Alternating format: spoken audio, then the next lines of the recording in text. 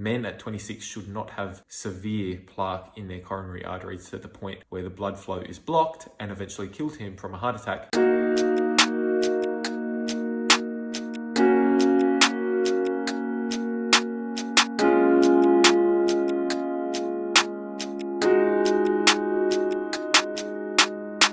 So is bodybuilding good for your heart? There's a lot of bodybuilders out there, bodybuilders that are huge and big and muscular. Some of them in the opens men class are weighing over 300 pounds. And we know they're using anabolic steroids to get bigger and stronger and leaner. However, in the past 5 years, there's been a number of high profile deaths in the bodybuilding industry as a direct result of heart disease. Dallas McCarver and Rich Piana are two prime examples of this. Dallas and Rich had hearts 2-3 times bigger than the normal male's heart, with Dallas having a heart almost 3 times as big. And also severe coronary atherosclerosis, which is plaque development in their coronary arteries. This is exceedingly rare to have as a 26-year-old in Dallas McCarver's case. So rare, in fact, that the chance of dying from a heart attack at his age is only 0.3%. That is incredibly rare. That's 3 in 1,000 people will die from a heart attack. So is bodybuilding actually safe for your heart? Now, bodybuilding as itself naturally probably is safe for your heart. In fact, resistance training is actually recommended for many people in the general population due to its positive effects on stress, maintaining a healthy body weight, glucose control, metabolic disease, maintaining just a general healthy amount of muscle mass on your frame. All these things are really good, and this is what resistance training does for us. But in bodybuilding, it's actually the combination of resistance training and the intense drug exposure and huge amounts of androgen exposure that causes the problems that we see. And I would say there are generally 3 pillars to resistance training and bodybuilding, especially as you push up into the opens weight class, that starts to become a problem. Now, these 3 pillars are as follows. 1 is cardiac remodeling. The second pillar is blood pressure. And the third pillar is the lipid hypothesis. Let's get into them. You see, resistance training is about putting our body under a heavy load in most cases, and our heart actually needs to work harder to deliver the blood to the muscles that need it under a very heavy load. And this is actually called pressure overload. So the heart itself can't just be beating at its usual rate and its usual strength, because there's so much pressure on the body that it actually can't get blood out into the aorta and across the body. And so it needs to actually beat a lot harder with a lot more force when you're working under resistance training conditions. And just like skeletal muscle, when the heart has to work harder, like if you tell a muscle to go and work harder, what is going to happen? Well, it's going to grow just like our skeletal muscle in response. And what happens when our heart grows? It hypertrophies and our heart gets very large. It's almost like every heartbeat is a mini rep. So every heartbeat under intense pressure overload conditions, our heart will grow in response and get hypertrophied. In fact, this happens in natural men that just don't even use drugs. This is a very natural phenomenon called athlete's heart, and men who train, including women, but typically men due to their testosterone levels who train, will have significantly increased amounts of muscle mass in their heart, which is called athlete's heart, because the heart thickens to be able to be stronger and beat more effectively and contract better. But the problem is that in androgen exposure,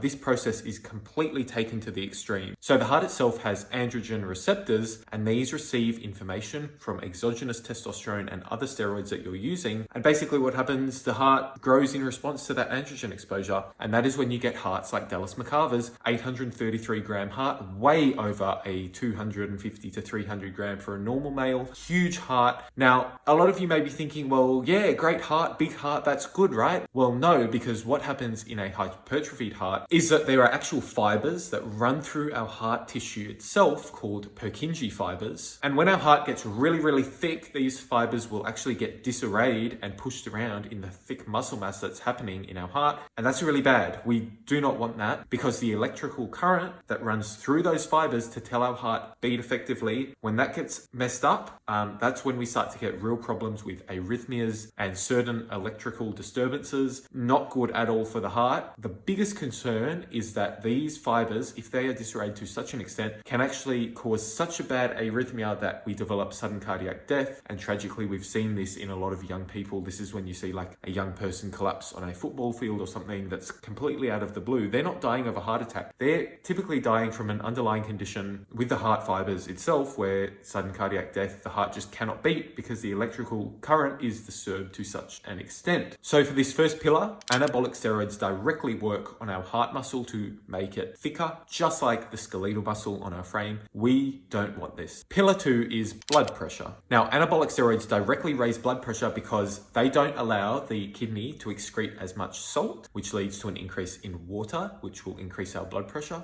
And the second thing is that anabolic steroids directly induce an increased sympathetic tone in our body, which leads to things like heightened feelings of anxiety, adrenaline production, things like vasoconstriction, so all our arteries are really constricted, and we just feel tighter, fight or flight response, that heightened drive and sympathetic drive where we just can't relax. Certain steroids will do this more, but typically on the whole, anabolic steroids do this. And the main reason for all of these things is because anabolic steroids seem to increase plasma renin activity, and renin is a key component in the blood pressure mechanism of the human body, in that renin production will increase angiotensinogen, which then leads to angiotensin 1 and 2, and then angiotensin 2 can go and do all these things like salt reabsorption, water absorption, blood pressure increases, sympathetic drive, vasoconstriction, all these things it will do, and it will cause our blood pressure to increase. And why is it so important? Well, because there is a really well established link between higher levels of blood pressure, especially when you're younger, and the risk of heart disease, including stroke and heart attack. Now, the threshold of about 120/80 seems to be the rate at which going above this will exponentially increase your risk of these things happening to you, especially when it's added cumulatively or chronically over your younger years. So having a blood pressure at 130 from the ages of 50 to 80 may not be as bad as if you've had 130 for your entire life since your early 20s. That is when you're going to run into serious problems. In fact, this study tracked young men over many years and found this exponential relationship to be very true. The higher your blood pressure, the more risk you are of heart disease, including heart attack. So for this second pillar, anabolic steroids directly raise blood pressure and impact our heart health negatively because of the increase in blood pressure. And pillar 3 is the lipid hypothesis. Now, this is the idea that anabolic steroids directly impact our lipids and will crash our HDL, which is our good cholesterol, which shuttles fat from our cells and our artery walls back to the liver for either usage or excretion. And it will raise our LDL, which is our bad cholesterol, which is very pro-atherosclerosis. And LDL in most cases will attach to the walls of the artery and deposit fat, which is plaque on the walls of our arteries. A lot of people have it. In fact, people who have never used steroids in their life get heart attacks. We know this because heart disease and heart attack risk is the #1 cause of death worldwide, and it's just a fact of life. But anabolic steroids, if you're crashing your HDL and increasing your LDL, this is just going to speed up the process a lot. What I'm trying to say is that bodybuilders may be at an increased risk of these things happening, so plaque development actually occurring because of their usage of drugs that directly manipulate our lipids. And in fact, this is exactly what happened to Dallas McCarver. He had severe plaque in his arteries, which is exceedingly rare at his age. Men at 26 should not have severe plaque in their coronary arteries to the point where the blood flow is blocked, and eventually killed him from a heart attack. This was a tragic case and a tragic learning lesson that drugs and heavy androgen exposure can cause plaque development. So for this third pillar, anabolic steroids can directly impact our lipids. We don't want this. So overall, it's not bodybuilding that's inherently bad for our hearts. It's combining bodybuilding with heavy duty androgen exposure that will lead to cardiac remodeling, blood pressure increases, and lipids not being where they should be, leading to plaque and potentially a earlier onset of a heart attack. So all this stuff, is there anything that we can actually do to fix these pillars? Well, don't panic, because there is. If you're a bodybuilder out there, listen up. For pillar 1, which is cardiac remodeling, make sure you're getting the following tests each year: an ECG and an echocardiogram. An ECG will tell you if your heart is over what it should be in terms of muscle mass or hypertrophied, because the electrical signal running through the heart and the amount of muscle mass undergoing electrical depolarization will be huge, and it will show as a very obvious spike on the ECG tracing paper, such as this. And the echocardiogram will be an overall ultrasound of your heart to see how well it's beating, how well it's relaxing, how well blood is flowing in and out of your left ventricle, and overall how well it's beating, and just being efficient as an organ to keep us alive. It's so important to keep track of these two tests, and these are the two that you want for pillar 1, because these two tests will tell you if your heart is hypertrophied or not, so you can actually do something about it. For pillar 2, blood pressure, make sure you measure your numbers and you know your numbers. A lot of people are walking around with high blood pressure on steroids and they don't even know about it. It is the silent killer for a reason. Make sure, please, that you either track it in Excel or track it somehow, even just writing it down. Get a blood pressure monitor, know what your numbers are,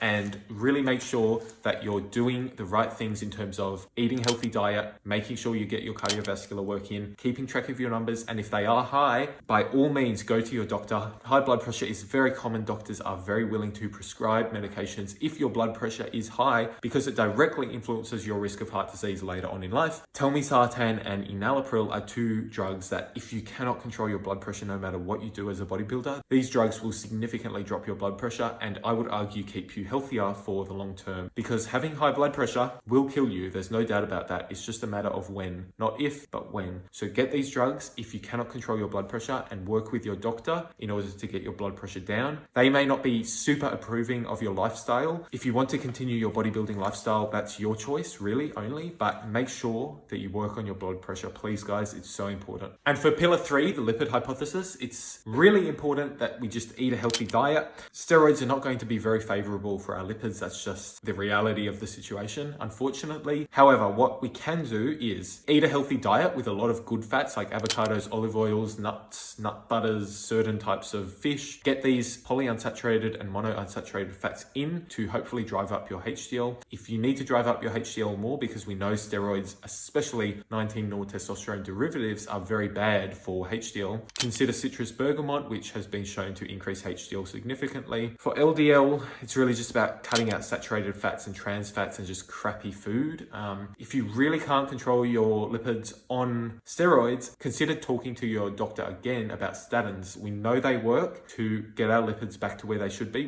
We know they work really, really well. And in fact, statin therapy to fix our lipids has actually been shown about a 20 to 30% decrease in heart disease risk because of the direct influence it has on stopping LDL from that nasty LDL putting fat on our artery walls. It's really important for this pillar to make sure that our lipids are in check and there are things that you can do. Overall, and most importantly, guys, don't panic. There are things that we can do. Steroids and your choice of what you want to do in your life is your choice. However, this channel is all about keeping you safe. I don't care about likes, comments, subscribers. I just want to keep you guys safe. I care about you guys because you guys on steroids or are thinking of using steroids are precisely the guys that need help and need assistance in the fitness industry. It really saddens me to see so many doctors and hearing stories that so many young guys out there are being turned away from their doctor because they've made a life choice to use steroids, and that is seen as something horrible, and that is just seen to be the worst thing you could ever do. Doctors can be very demeaning to you. They can say, why are you taking steroids? I'm not going to help you unless you stop, blah, blah, blah, blah, blah. And yet I would argue that these men out there are precisely the men in legitimate need of medical help more than anybody. So really saddens me to hear doctors don't want to help. This channel is all about keeping you as safe as possible. Like I said, I don't care about anything except keeping you healthy and safe using the science and what we know about bodybuilding and about drugs in order to keep you safe. If you want to make certain life choices, I'm not going to judge you for that. However, I do think that you also have a responsibility to do it as safely as possible. You guys are exactly who I want to care for and provide the love and support that you need in order to balance your health and your goals in the best way that you can. Thank you so much for watching. All I care about is science and keeping you healthy, and this is Fitness Science signing out.